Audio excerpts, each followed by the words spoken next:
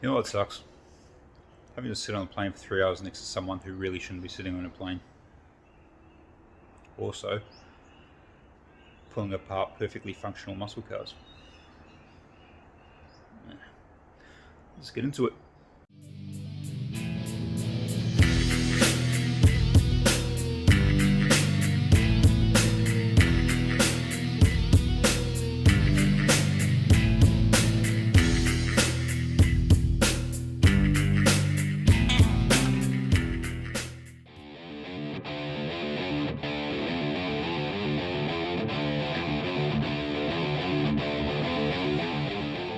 Hey guys, welcome back to the channel. Welcome to all the new people.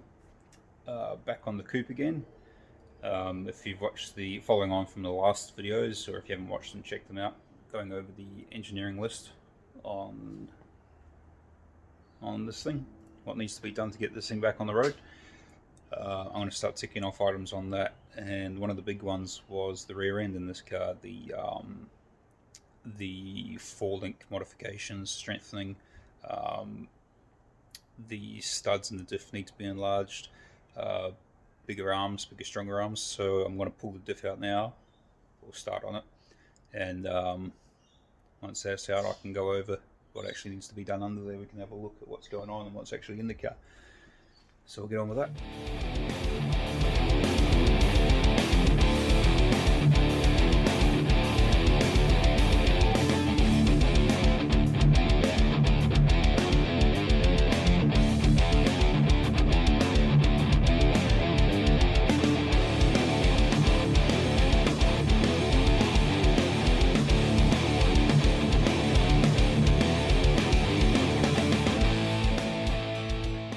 Pulled off the exhaust. It's 5:10 in the evening. I live in the middle of the suburbs, and I've got new neighbours. So I'm not sure how well this is going to go down, but it's got to be done.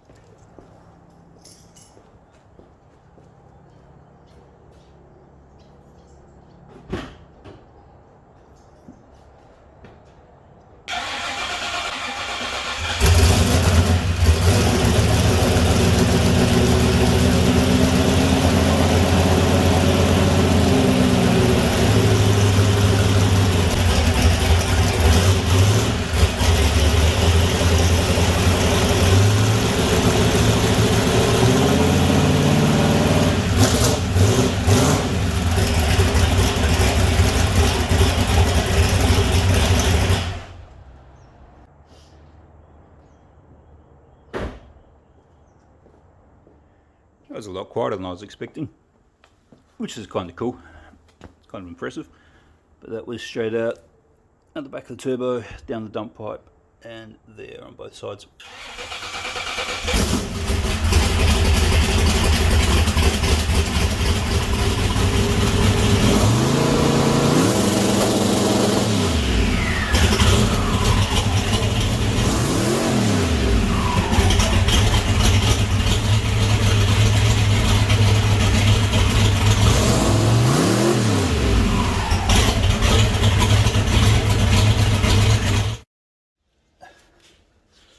Please excuse the not overly flattering view of where I am at the moment, but this is there's a lot of plenty of home mechanic guys or home car guys that don't have a hoist. This is the no hoist life position, but pro tip from someone who spends a lot of time under their car on a garage floor. These you'll see it in the time lapse and that and the other videos. These rubber mats I'm lying on, these foam rubber mats, they're from Bunnings. They're like a gym mat or a playroom floor mat, clipped together foam rubber. I think it's like $12 for a pack of 4, something like that. They're so comfortable. When you're stuck with a concrete floor and you're lying down that, good for absorbing noise when you drop spanners, you know the noise. if you have to move your head in a hurry to avoid something falling, that'll stop your head cracking on the concrete. They're warm. Very, very comfortable for your spine and your shoulders on the concrete. I've fallen asleep under my car doing all-nighters on these things. The only downside to that is when you wake up you bang your head. But yeah, I highly recommend them. 12 bucks for a pack of 4 from Bunnings. I've got a stack of them. Now I'm just going through and loosening all the bolts on the 4-link. This McDonald Brothers 4-link. There's a bit going on under here. You can see up above me there's a Bosch 044 fuel pump. I'm a pump for my fuel system. And some of these other lines around the place. Up here I've got a drive cable for my Waterman cable drive fuel pump, Magnafuel fuel pump that's mounted up the back. The electric one just primes the system for easy starting if it's been sitting for a while. Oh man, that's my trans cooler under there. I don't think that really needs explaining, but I've got dash 6 lines going up to the front. There's also my battery cables under here. I've got a dash 12 feed for fuel. The primer pump feeds into that with a non-return. There's 2 non-return valves, so it can't feed back through the mechanical pump, and the mechanical can't feed through the electric. Yeah, there's a bit going on. There's a tow bar. On the diff itself, I've got the links for the I have the links for the anti-roll bar and brake lines, obviously. I also have a if you can see that, that's a sensor for the drive shaft. That goes to a Motion Raceworks ring that you'll be able to see when I get the diff out of the car. Of course, the coilovers and the main links for the bars, which I'm working on. So there's a bit going on. Nothing too extreme. Standard stuff. But yeah, I'll carry on with this and get this thing up.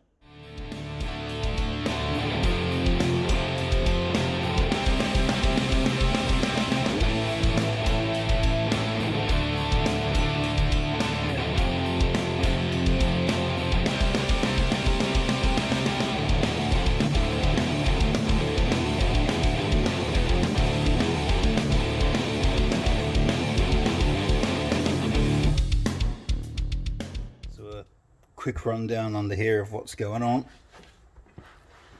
It's a bit hard to see, but there's a I'll show you the one I've already taken off in a minute. This plate here, big side plate, bolts up to the inside of the chassis rail up there.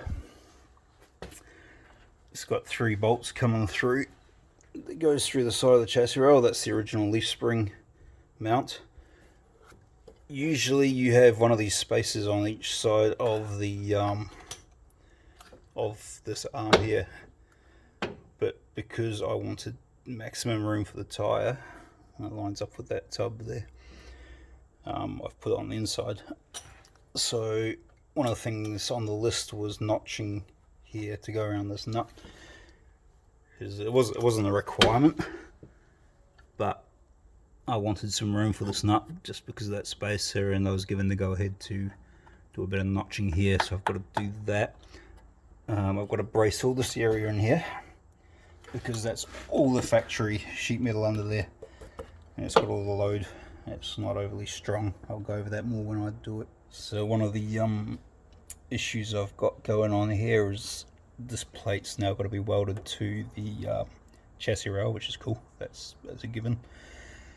But this rod here has to be attached to these mounts here before this is fitted due to this bolt fouling on the floor pan. So I'm now going to have to notch the floor pan so I can get this bolt in and out when I put these arms on after this is welded to the body. It's a bit of a pain in the ass, but it's got to be done. It kind of would have been easier to go a proper 4-link, I think, in the long run, but I'm here now, so that's what I'm going to do. So yeah, that bolt there, it's going to be a hassle.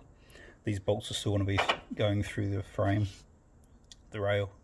It's just this is going to be stitch welded around for strength, either side of that. So obviously I've got the diff out of the car. Bit of a pain in the ass job doing it by yourself, especially without a hoist to undo everything, but we got there. I've done it before. I'm kind of used to it now. These are the McDonald Brothers.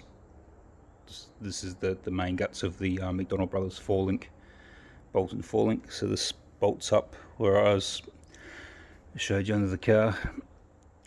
You saw the one in there. So this has now got to be welded around, stitch welded around to the chassis rail, and I've got to notch the floor pan for this. It's a bit of work to the list, but kind of is what it is. These bars here, these are on the engineer's list for upgrading. This is just 1-inch tube that's internally threaded. The ends are fine, the rod ends are fine. Just a sort of a Nolafini rubbery bush on the end there. They're okay, but these tubes need to be 1¼ inch, I think it is, with a welded on threaded bung on the end instead of internally threaded. So that's just going to strengthen everything right up on those. So there's that, the stitch welding of the plate, and what I mentioned earlier about the working around the original factory front leaf spring mounts in the car. Now the diff itself, it's a fairly good unit, this one. It's a competition engineering center section, thick wall tubes. This bracket here is the part of the McDonald Brothers kit. It comes with those. It's a RodTech floater kit. So for there'd be a couple of you out there, maybe some of the younger fellas or some of the guys that don't really play with this sort of thing. This is what they call the full floater housing. The floater kit, it would make more sense if I pulled the disc off. But what that means is, instead of your regular axle with a flange on the end of it, the axle is splined at both ends, and there's a bearing. It'd probably be easier if I just showed a picture actually. But it means if the axle breaks, the hub's still supported on the bearing in here. You can pull this end cap off and pull the axle out of the housing and still have a wheel on here. I went with that originally because I wasn't intending on having as much power as the car does. I was worried if I broke a factory style axle and I lost a wheel, that it would destroy a quarter panel on this thing. And anyone that plays with these, or any old Australian car these days, trying to find the replacement quarter panel or repairing a quarter panel on this one, especially one that's folded right up, I can't afford that. That's just not a realistic proposition. So the cost of a quarter panel or repairs to the car versus a floater kit. The race products ones, the standard 1000 series steel floater kits, they're only about $1,295, $1,300. This is a RodTech one, made in South Australia at RodTech, obviously. It was a similar price, nice bit of gear. And so I figured I'd probably never break one of these 35 spline billet axles. So I thought I'd over-engineer it at the time. and it's worked out quite well with what I'm doing with the car now. It's appropriate for what I'm doing. These studs are they're 1/2 inch stud, factory Ford size. They are a lot longer, which they need to be for racing. Now the engineer requirements, and I should have done it anyway a long time ago, or when I first did it. These are 1/2 inch. I need to go to 5/8 stud. The studs are readily available. I think it's a fairly straightforward process. I also need to replace this brake line. That's an ADR approved braided brake line. It's still perfectly fine. It's just the rubber coating on the outside got a bit damaged in the great burnout fire of 2018. I might chuck a bit of video of that in there, which I probably won't. It's pretty scary. It's been leaking oil for a long time, something I've never got around to fixing, so what to do with that? I think the sensor's worn out. It's a bit clunky. I've got to look at that. And new brake lines, because the brake lines we made in a hurry a long time ago, and they're pretty shit. So I'll probably, next time I'm home, chuck this whole housing in the ute, go to probably take it to a proper brake place here in Adelaide and get new brake lines made up for it off the car. Get that sorted. That's as far as I'll go with the wherever it is, with the diff this time around, so I'll get it out. The other thing I wanted the diff out for, so this rod here, it's 600mm center to center. If you're following my other videos, my truck videos, that might sound familiar. It's the same size as that. So while I won't be using these in the truck because they're the right lengths, I'll be using it for dummying up everything. And the top bars, these ones here, I can use to set up the top bar mounts on the truck chassis. So from here across to here, so I can get 2 jobs done at once with these, and I'll get the boys at AdmoFab to make up basically 2 sets of 4, so they'll all be the same size, same as for the coupe and for the truck. So I didn't want to leave, I didn't want to do a video without ticking at least one item off the list. So I've got a pretty basic one, but it's an item, so it still counts. This is a Momo steering wheel that was donated by Andy, again from AdmoFab. While it's ADR compliant and it's technically okay, I've drilled holes in it for launch control buttons, anti-lag buttons, that sort of thing. It's also, while it's a really nice wheel to use, to drive with, I've done 4 drag challenges with it, I love it. It's also quite worn and tatty looking, but I will retain this for racing. When I hit the track again and I need my buttons, I'll put this wheel back on. But I have a new one here, so I'll grab that out and level it.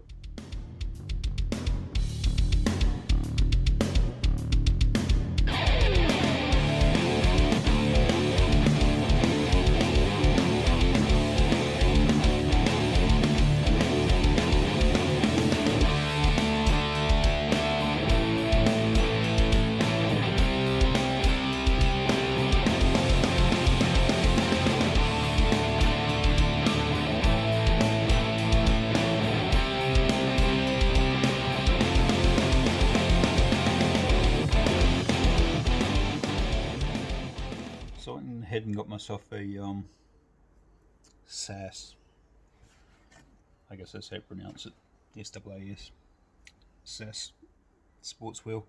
It's a 350mm or a 14-inch wheel, which is pretty much the same size as the one that came off it.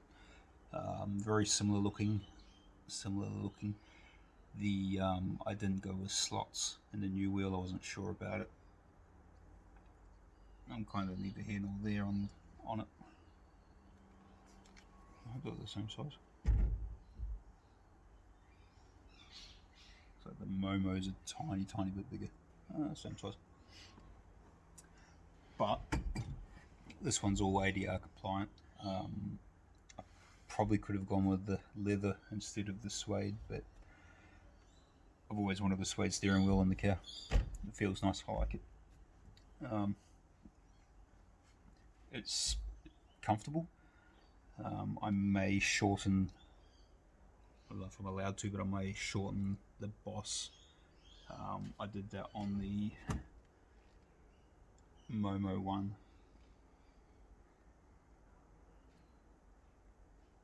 I may still use that Momo one, which is actually a SAS one.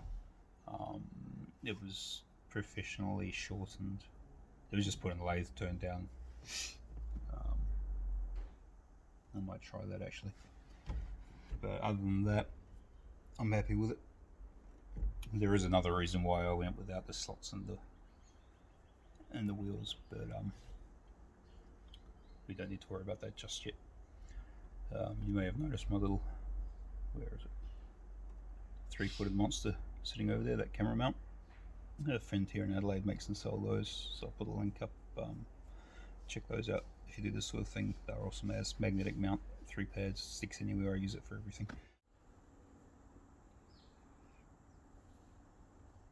Well, I'll leave this video there. I know it's not the most exciting stuff, but it's a bit time consuming, and I do it all on my own at home. And I've been out chasing parts and that, and I've got stuff coming, so it'll get there. But we do have one thing crossed off the list, so it's a start, and I'll keep trying to knock those out, and get some work done on the truck that's parked out there as well. We'll get on with that. On the next one, might start doing the stuff under the car, and I've got some bits coming for under here as well, and I'll do some work on that. But I'll try and keep these videos coming out, keep them churning out, while trying to maintain some kind of quality. We'll see how we go with that. But again, thanks for watching, thanks for dropping by and checking it out, and please feel free to subscribe and share with your friends, and I'll catch you guys on the next one. Thanks.